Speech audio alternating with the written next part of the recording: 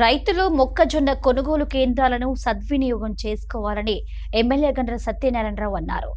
మార్కుఫెడ్ సౌజన్యంతో ప్రాథమిక వ్యవసాయ సహకార సంఘం ఆధ్వర్యంలో గొర్లవీడు గ్రామంలో ఏర్పాటు చేసిన మొక్కజొన్న కొనుగోలు కేంద్రాన్ని ఎమ్మెల్యే గండ్ర సత్యనారాయణరావు ముఖ్య అతిథిగా హాజరై ప్రారంభించారు.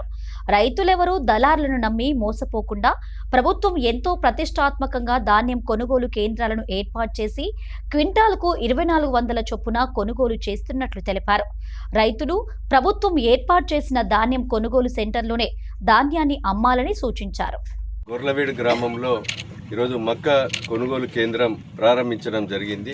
ఈ రాష్ట్రంలో 32 లక్షల టన్నుల మక్కలు రైతులు వేసుకోవడం జరిగింది. మన రాష్ట్ర వ్యవసాయ శాఖ మంత్రివర్యులు తుమ్మల నాగేశ్వరరావు గారు కేంద్ర వ్యవసాయ శాఖ మంత్రికి 32 లక్షల టన్నుల మక్కలను కొనుగోలు చేయాలని చెప్పి రాష్ట్ర ప్రభుత్వం కేంద్ర ప్రభుత్వానికి విజ్ఞప్తి చేసిన వాళ్ళు 8 లక్షల టన్నులకే మరి అనుమతి ఇవ్వడం జరిగింది. ఇంకా 24 లక్షల టన్నుల మక్కలు రైతాంగం అంతా కూడా మధ్య దళారులు 14,1600కే కొనుగోలు చేస్తున్న సందర్భంలో రైతులు నష్టపోవద్దనేటువంటి ఒక ఉద్దేశంతో గౌరవ రాష్ట్ర ముఖ్యమంత్రి వర్యులు రేవంత్ రెడ్డి గారు, వ్యవసాయ శాఖ మంత్రివర్యులు తుమ్మల నాగేశ్వరరావు గారు ఇద్దరికి కూడా మరి ఆలోచన చేసి మేమందరం కూడా విజ్ఞప్తి చేశాం.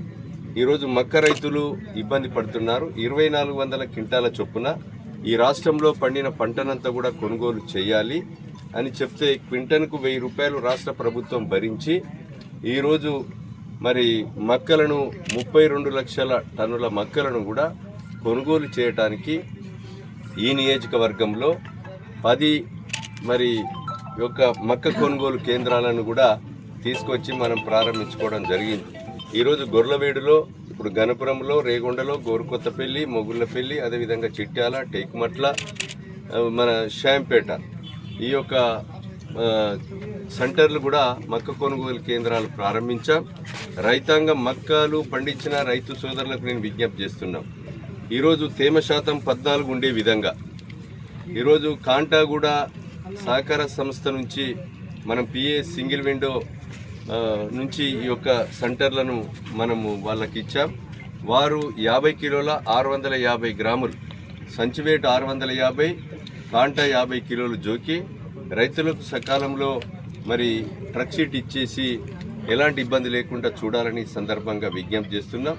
ఈ మక్క కొనుగోలు కేంద్రాలలో రైతు సోదరులు, మక్కలు పండించిన రైతులందరూ కూడా మీరు దళారులకు అమ్మకుండా ఈ యొక్క సెంటర్లో అమ్మి మీరందరూ కూడా ఈ యొక్క సెంటర్లను సద్వినియోగం చేసుకోవాల్సిందిగా విజ్ఞప్తి చేస్తున్నారు.